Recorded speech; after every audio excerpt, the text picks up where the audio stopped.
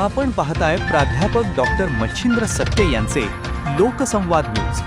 सत्य जे तुमच्या समोर. महाराष्ट्राच्या समृद्ध वारकरी परंपरेला बळ देण्यासाठी राज्य सरकारचा महत्त्वाचा निर्णय.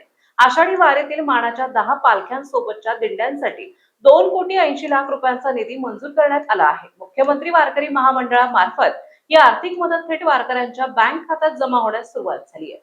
आषाढी वारीत सहभागी होणाऱ्या हजारो वारकऱ्यांसाठी राज्य सरकारने महत्त्वाचा निर्णय घेतलाय.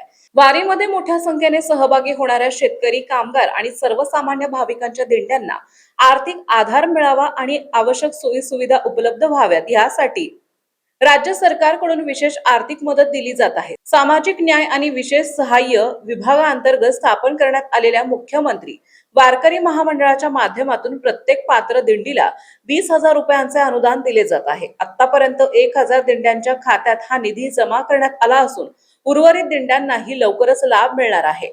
दरम्यान 1,199 पात्र दिंड्यांपैकी 199 दिंड्यांनाही अद्याप बँक खात्याची माहिती प्रशासनाकडे सादर केलेली नाही. त्यामुळे संबंधित दिंड्यांनी आपले बँक तपशील तातडीने विभागीय आयुक्त कार्यालयात किंवा संबंधित अधिकाऱ्यांकडे जमा करण्याचे आवाहन प्रशासनाने केले, जेणेकरून अनुदानाची रक्कम थेट त्यांच्या खात्यात वर्ग करण्यात येईल.